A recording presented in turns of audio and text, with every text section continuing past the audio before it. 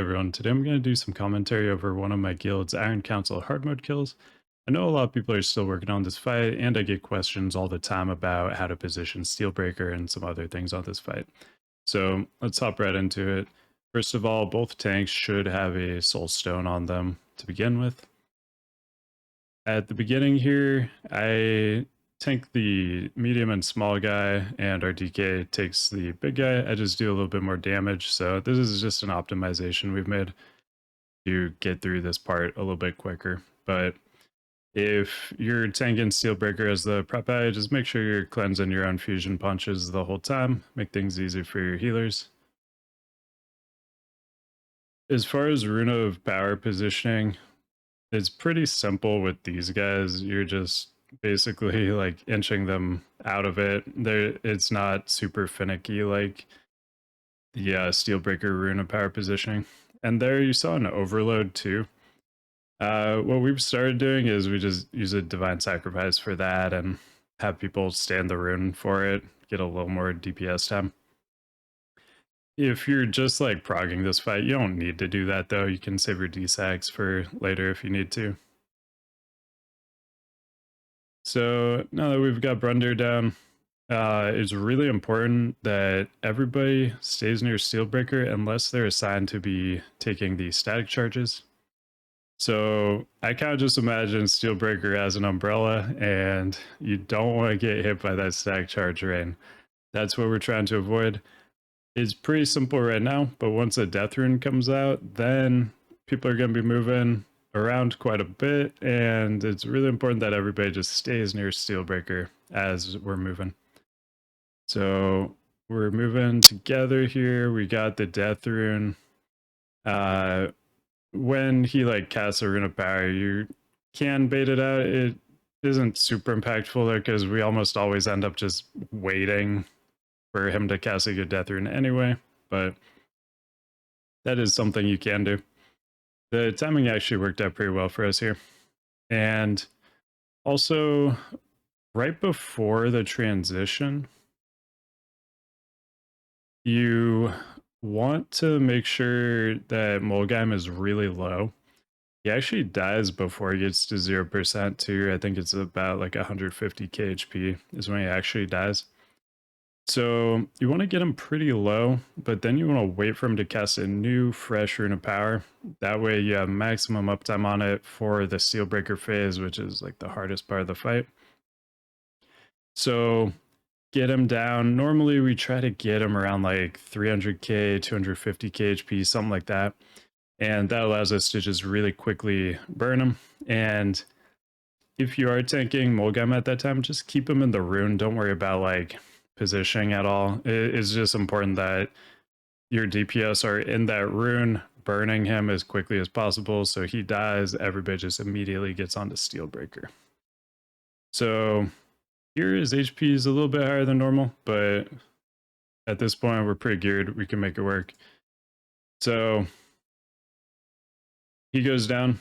Now I'm going to be taunting Steelbreaker. I'm going to tank him first. So you don't need to do this transition we're doing here. This is just a small optimization we've made because I do more damage to the phase 1 and 2 bosses. And I'm also going to do a lot more damage during Lust with the overwhelming power buff that Steelbreaker gives me. So what we're doing here, we're just maximizing the time that I'm tanking these bosses to give us a little more damage and the fight quicker. So this is pretty much the most important part of Steelbreaker right here. Getting the positioning right. Because Steelbreaker, his hitbox is ridiculous. It can be a pain to actually get him in the right spot for the Rune of Power so that your melee can be in the Rune of Power, but Steelbreaker is not in the Rune of Power. In case you don't know, Rune of Power increases damage by 50%, both for the boss and players in your raid. So really, really important buff.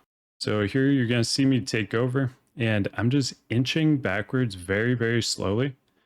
And I also call for a pain suppression here. It's really good to get the pain suppression while you're doing this Rune of Power positioning, because he is going to be in it for a little bit while you're getting the positioning right. So you really want that cooldown so you take less damage and you aren't at risk of dying while you're trying to get the positioning down. And for the positioning, I'm just inching back really, really tiny movements. And sometimes I even move forward a little bit if I feel like I've moved a little too far away. That way he doesn't do a huge move. Those bigger moves are when you run into trouble and he's going to get away from that rune of power. And the melee won't be able to attack from it.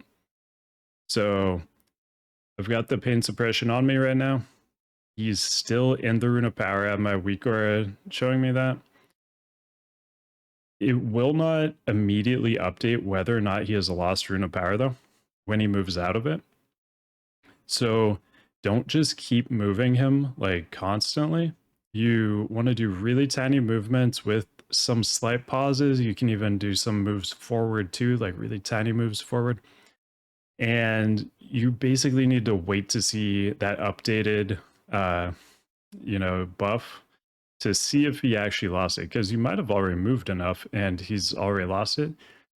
The thing people get in trouble with is they keep moving, assuming he still has it because it says he still has it, but really it just hasn't refreshed to say that it doesn't have it yet. So what people do wrong is they just keep moving because they're like, oh, he still has it, he still has it. They keep moving, but you want to do these tiny movements to and pauses just to give time for that to refresh, because you might already be good. So let's watch it here. And so that was super quick. Let's rewatch this. He is going to do the tiniest move, and that's where I pause. So just watch like his back feet here. Let's just watch this whole thing, because this is like the most important part about getting this fight down. Okay, so watch his foot here. He does that tiny, tiny move. Let's watch it one more time because it is so quick. It is just a tiny, tiny move, and I got it in the perfect spot. You can see him just barely nudge forward there. So to get him to do those really tiny moves, we have to also do really, really tiny moves.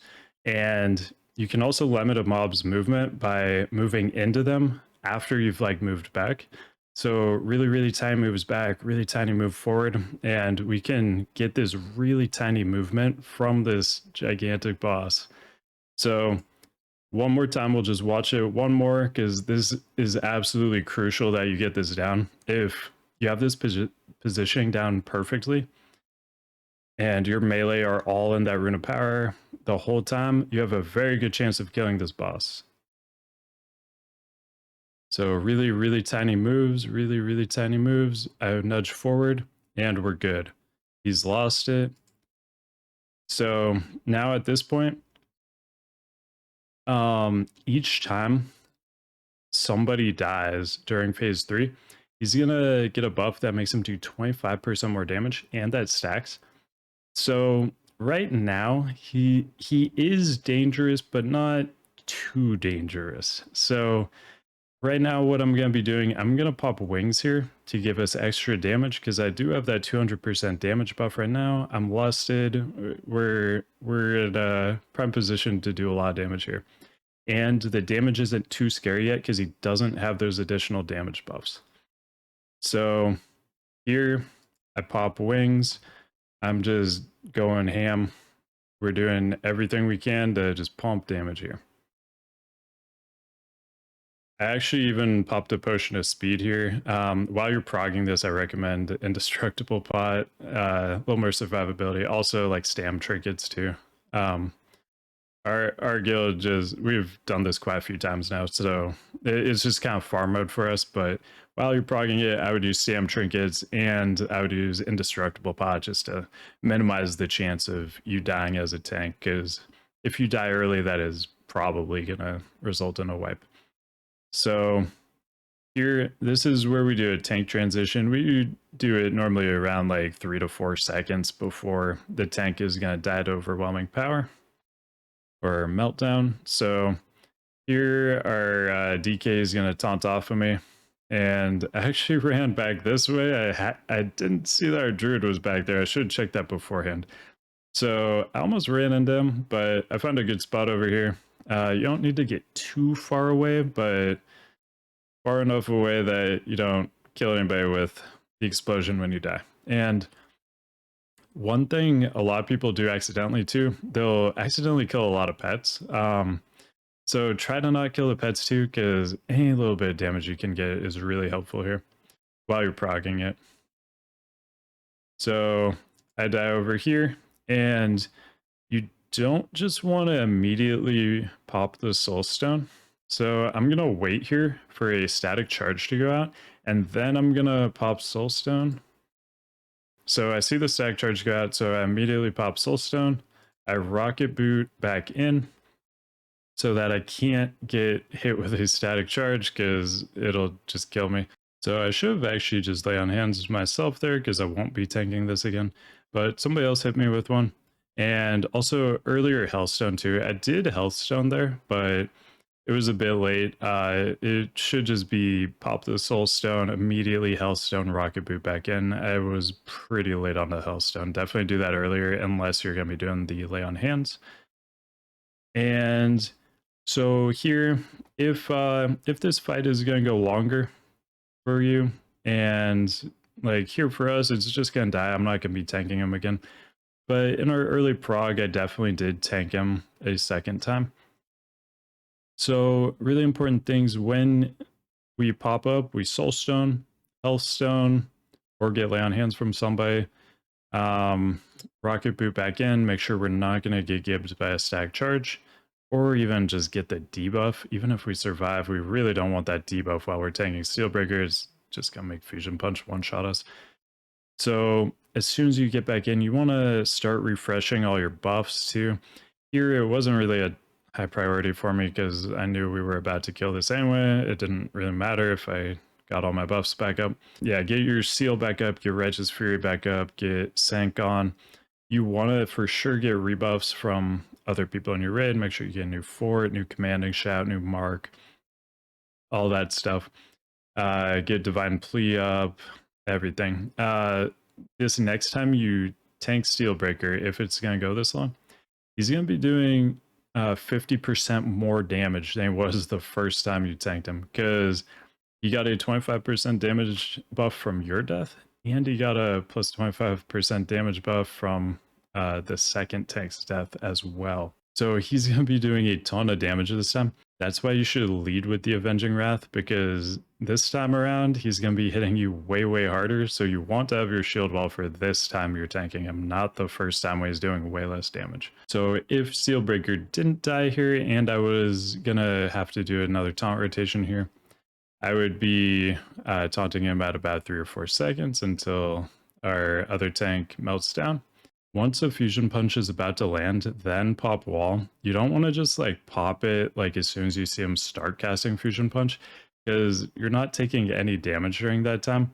You want to maximize the uptime on it. So like right before it lands, like 0.5 seconds before it's going to land, just make sure you're off GCD so you can get the cleanse on yourself and your wall is off the GCD.